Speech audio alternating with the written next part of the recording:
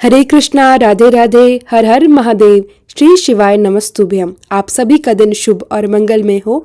अब तक के सारे अध्याय सुनने के लिए, कमेंट्स करने के लिए आप सभी का दिल से आभार।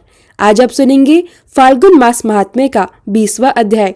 उससे पहले आज मैं आपको एक गुरु और शिष्य की एक अत्यंत प्रेरणादायक कथा सुनाने जा रही हूँ। जब भी कोई गुरु अपने शिष्य को शिक्षा प्रदान करते हैं तो उनके मन में एक सूक्ष्म सा भय हमेशा रहता है कि उनका वह शिष्य उस शिक्षा का सदुपयोग करेगा या दुरुपयोग, क्योंकि जब भी कोई शिष्य उस शिक्षा का सदुपयोग करता है तो गुरु की ही प्रशंसा होती है, लेकिन यदि वह दुरुपयोग करता है तो लोग गुरु की अवहेलना करते हैं, गुरु को ही दोष देते हैं और उन्हीं को कोसते हैं। और आज की इस कथा में आप जानेंगे कि गुरु महाराज जब अपने शिष्यों को पूरी शिक्षा दे देते हैं तब वे बारी बारी से कैसे अपने शिष्यों की परीक्षा भी लेते हैं और अंत में क्या परिणाम निकलता है। एक बार एक प्रतापी संत व्यास जी अपने शिष्यों को आश्रम में पढ़ा रहे थे। उनके बहुत सारे शिष्य थे। व्यास जी प्रतिदिन अपने शिष्यों को नई नई बातें सिखाते और ज्ञान तथा ध्यान की गुण बातें भी बड़े प्रेम से समझाया करते थे।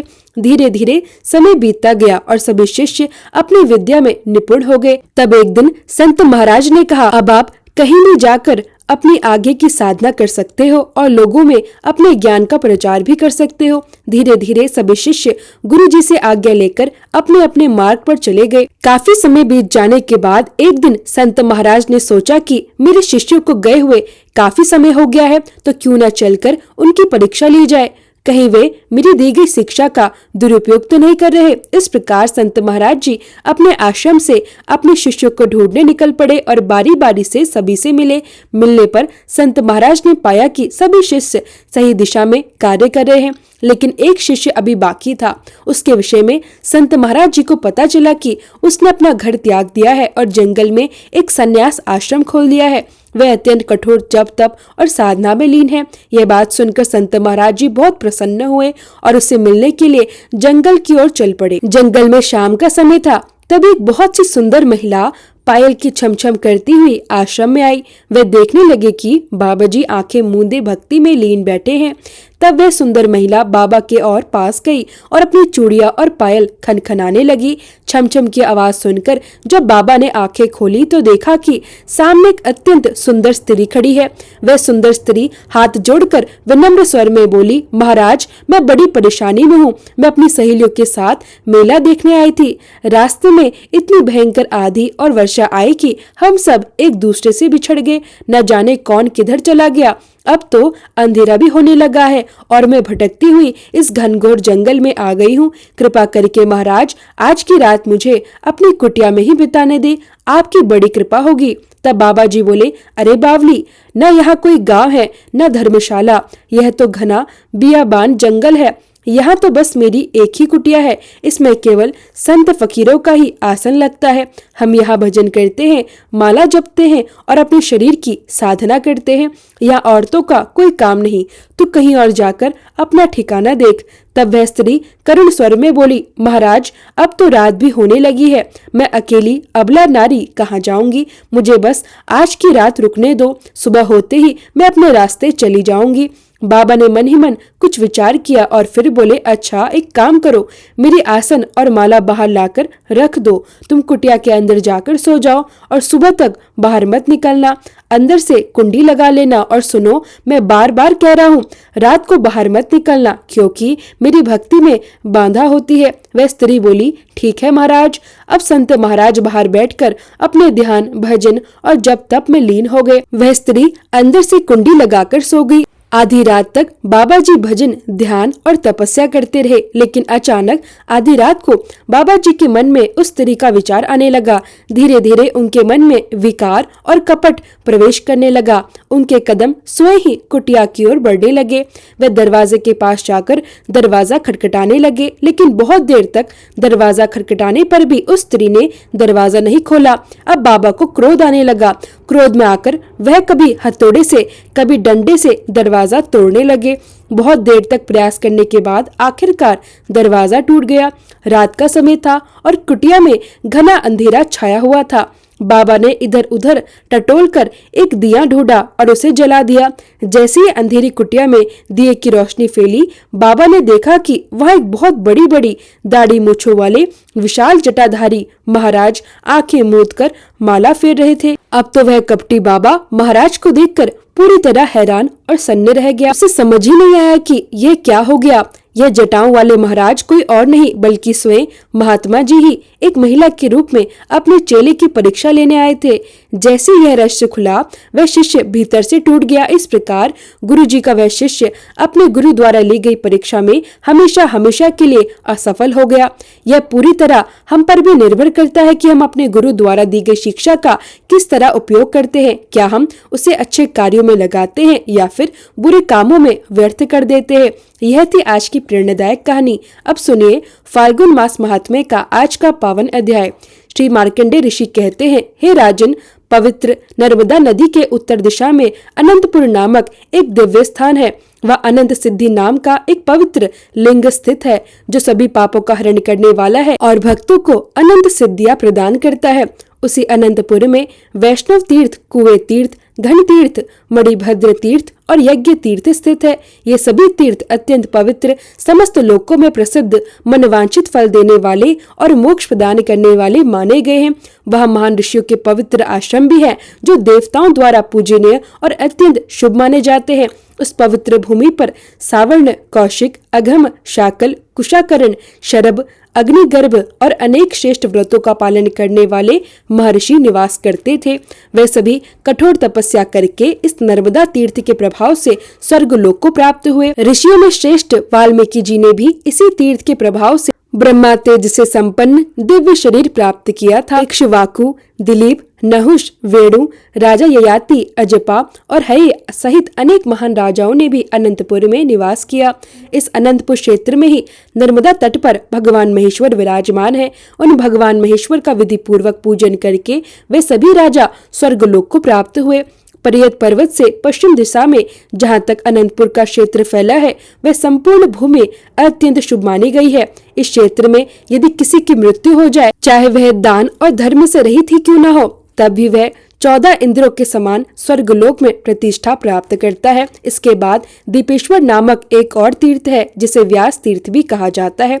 वहां स्नान करने से मनुष्य को अश्वमेध यज्ञ के समान पुण्य फल प्राप्त होता है। यह तीर्थ इच्छा के अनुसार उत्तम फल देने वाला और अत्यंत श्रेष्ठ माना गया है। जो व्यक्ति कार्तिक मास के कृष्ण पक्ष की चतुर्दशी तिथि को उपवास रखकर अपने इंद्रियों को संयम में रखते हुए वह भगवान शिव का अभिषेक करता है, वह सभी पापों से मुक्त होकर रुद्रलोक में सम्मानित स्थान प्राप्त करता है। ब्रह्मा आदि संपूर्ण देवता और तपस्वी ऋषि इस व्यास तीर्थ में जाकर भवितात्मा भगवान शंकर की स्तुति किया करते हैं।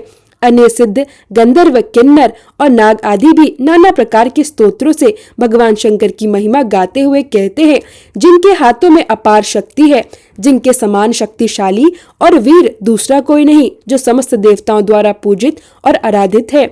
वे ही देवश्रेष्ठ भगवान भूतनाथ है। वे जिसे चाहे ऊंचा उठा सकते हैं और जिसे चाहे नीचे गिरा सकते हैं। जिनके एक ही बाण से त्रिपुर दैत्य का अंत हो गया, जिनके ललाट में स्थित अग्निमय नेत्र की दृष्टि मात्र से कामदेव भस्म हो गए, जिन्होंने अपने श्रेष्ठ त्रिशूल से अंधकासुर का संहार कर दिया, उनके साथ भला कौन विरोध कर सकता है। जिन्होंने अपनी जटाओं में गंगा जल को धारण किया और जिनके प्रभाव से लंकापति रावण भी मूर्छित होकर गिर पड़ा, जिन्होंने समस्त देवताओं और असुरों के समक्ष दक्ष के यज्ञ का क्षण भर में ही विध्वंस कर डाला, जिनके लिंग स्वरूप की विधि पूर्वक पूजा करने से मनुष्य मनवांछित फल प्राप्त कर लेते हैं, उन भगवान शंकर के समान या उनसे बढ़कर भला दूसरा कौन देवता हो सकता है।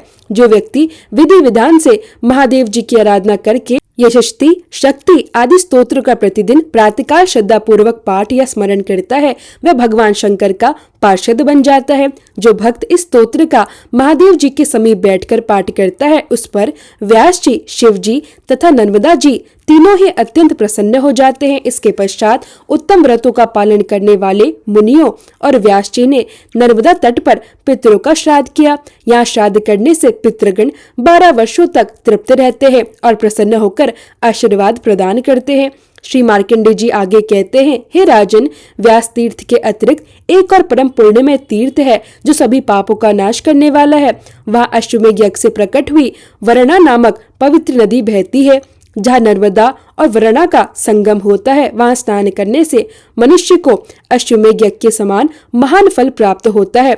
स्त्री हो या पुरुष, जो भी वहाँ श्रद्धा से स्नान करता है वह रोगों से मुक्त होकर शुद्ध और निरोग हो जाता है। त्रिपुरी के पूर्व भाग में दक्षिण दिशा की ओर समस्त लोकों पर कृपा करने के लिए भगवान शंकर स्वयं विराजमान है। इसी कारण विद्वान पुरुष उस स्थान को शिव क्षेत्र के नाम से पुकारते हैं।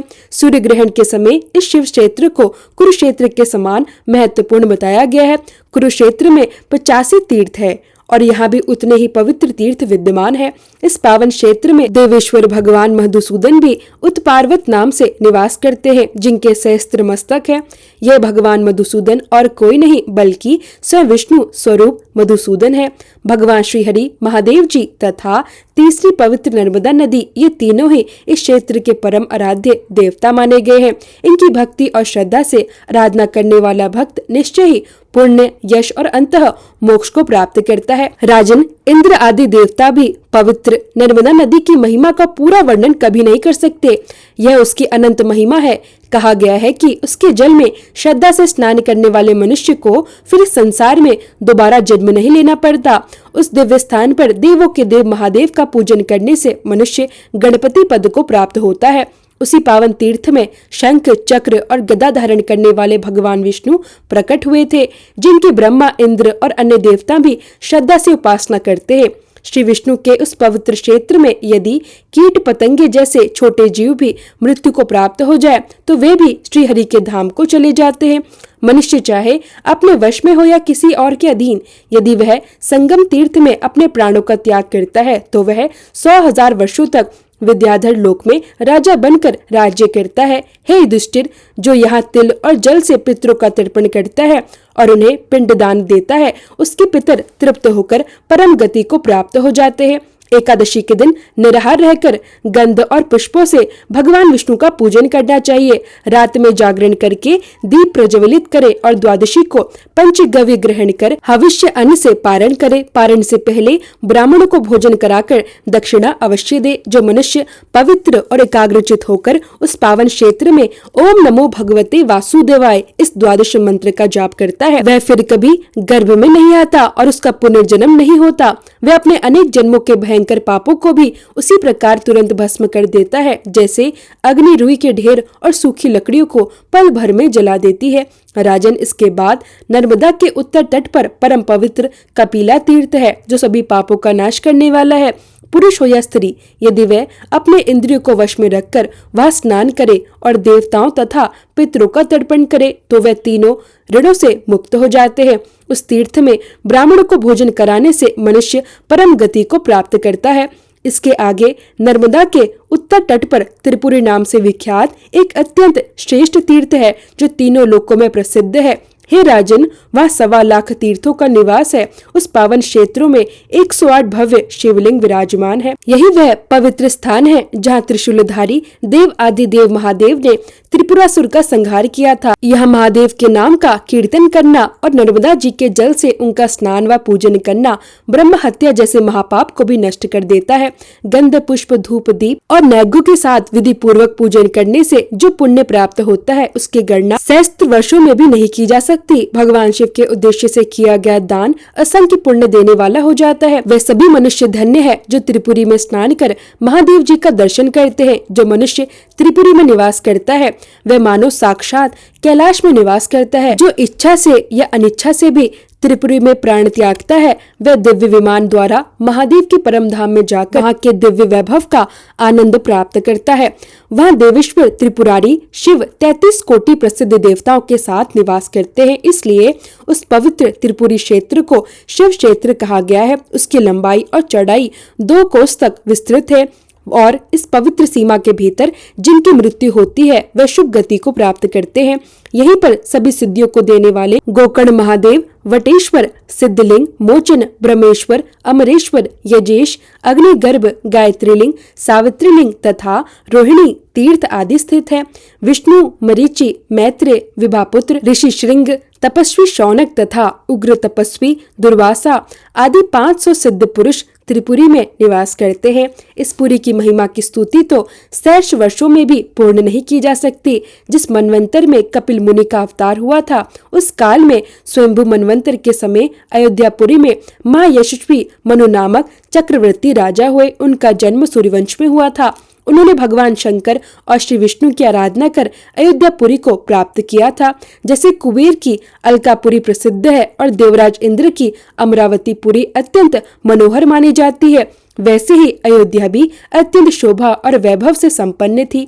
वहां निवास करते हुए महाराज मनु 7 द्वीप, 9 खंड, पर्वत, वन और कानन सहित संपूर्ण पृथ्वी का धर्म पूर्वक पालन करते थे। एक दिन पूर्णिमा की रात्रि में एक पहर रात बीत जाने पर राजा के कानों में आकाश में विचरते दिव्य विमानों की घंटिया की मधुर ध्वनि सुनाई दी। संगीत और वाक की स्वर लहरियां भी गूंज रही थी। यह अद्भुत दृश्य और ध्वनि सुनकर राजा अत्यंत आश्चर्यचकित हो गए।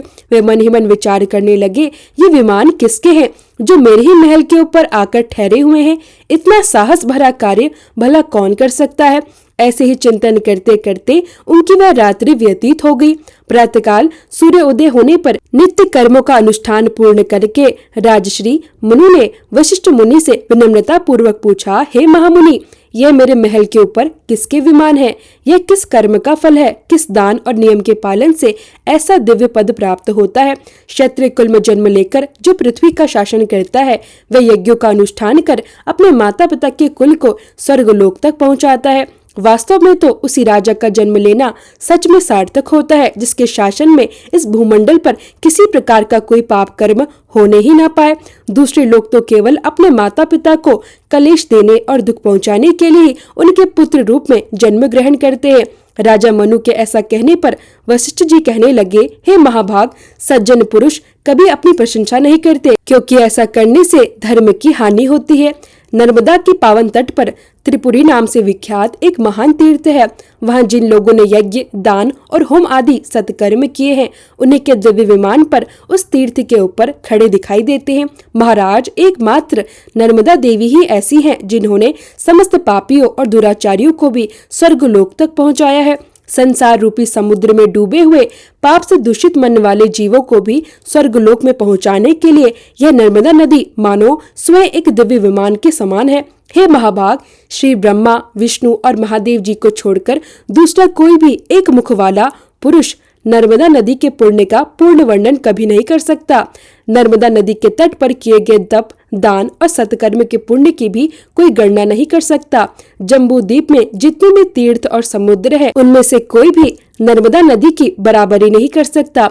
पुण्य क्षेत्र में किया हुआ पाप व्रजलेप के समान दृढ़ हो जाता है। यही बात धर्म के लिए भी है। वह किया हुआ धर्म भी अक्षय और अनंत फल देने वाला होता है। यह जीवन चंचल है, क्षणभंगुर है, इसलिए मनुष्य को कभी पाप नहीं करना चाहिए। राजा मनु ने जब नर्मदा जी के इस पवित्र सुयस का वर्णन सुना, तब उन्होंने अपने मंत्रियों, सभासदों और सेवकों को आज्ञा दी, तुम सब लोग राजकीय सामग्री लेकर शीघ्र ही नर्मदा जी की यात्रा पर निकलो। इस पवित्र कार्य में बिल्कुल भी देर नहीं होनी चाहिए। इसके बाद राजा वेदवेता ब्राह्मणों के साथ देव और दानवों द्वारा वंदित त्रिपुरीपुरी को गए। वहां रानियों और समस्त परिवार सहित नर्मदा जी के पवित्र जल का दर्शन करके वे जन्म जन्मांतर के पापों से मुक्त हो गए। उस तीर्थ में विधि पूर्वक स्नान करने के बाद देवताओं और पितरों का तर्पण किया गया। फिर राजा ने चंदन और पुष्प आदि से महादेव जी की श्रद्धा भक्ति से पूजा की। नर्मदा नदी के तट पर 10 योजन का विशाल यज्ञ मंडप बनवाया गया। उत्तम व्रत का पालन करने वाले, यज्ञ कर्म में कुशल, चारों विद्याओं के ज्ञाता तथा वेदिज्ञ महर्षि और ब्राह्मण उस महान यज्ञ के लिए आमंत्रित किए गए। जैसे पुष्कर तीर्थ ब्रह्मा, विष्णु और शिव जी इन तीनों देवताओं का स्वरूप माना जाता है, ठीक उसी प्रकार यह त्रिपुरी तीर्थ भी है। वहाँ राजा के परम पवित्र अश्वमेध यज्ञ का शुभ आरंभ हुआ। उस यज्ञ में संपूर्ण देवताओं का विधिवत आवाहन किया गया। देवराज इंद्र भी स्वयं पधारे थे। मनु ने अर्घ्य, पाग, मधुपर्क और विविध उपहार देकर सभी देवताओं को संतुष्ट किया। वेदोक्त विधि के अनुसार यज्ञ का कार्य पूर्ण रूप से संपन्न हुआ। ब्राह्मणों को उनके वैभव के अनुसार दक्षिणा देकर प्रसन्न किया गया। देवता, पितर और मनुष्य सभी तृप्त होकर परम गति को प्राप्त हो गए। श्री ब्रह्मा, विष्णु और शिव जी राजा को आशीर्वाद और वरदान देकर अपने अपने लोक को प्रस्थान कर गए। इस पावन तीर्थ में किया हुआ तप और दान सब कुछ अक्षय और अनंत फल देने वाला होता है। इस प्रकार महातेजस्वी महाराज मनु का यज्ञ पूर्ण हुआ। तब उन्होंने दोनों हाथ जोड़कर नर्मदा जी से अत्यंत विनम्रता से कहा, हे देवी, केवल सहस्त्र चांद्रयान व्रत और सैकड़ों सोमयाग का जो फल बताया गया है वह भी आपके जल का मात्र पान करने से प्राप्त होने वाले पुण्य की बराबरी नहीं कर सकता। हे देवी, आपने संपूर्ण जगत और समस्त चराचर जीवों को अपने प्रभाव से व्यापक कर रखा है। जैसे अग्नि रुई के ढेर को क्षण भर में जला देती है, उस प्रकार आपका जल स्नान, आवाहन, पान, स्मरण और कीर्तन करने से मनुष्य के अनेक जन्मों के पापों को भस्म कर देता है। देवी, आप पितरों के हित की कामना से स्वर्ग की सीढ़ी बनकर इस पृथ्वी पर आई हैं। चारों प्रकार के जीवों को भी स्वर्ग लोक में पहुंचाने की कृपा करें। हे नर्मदे, इस लोक में जितनी भी नदियां और नाना प्रकार के तीर्थ हैं, उन सब की जननी आप ही हैं। आप पितरों का उद्धार करने वाली पराशक्ति हैं। जैसे सूर्य और चंद्रमा का प्रकाश सब जीवों पर समान रूप से पड़ता है, बादल अन्न के पौधों और घास पर एक समान वर्षा करते हैं, उसी प्रकार आप संपूर्ण विश्व पर समान स्नेह करने वाली गौरवमयी माता है।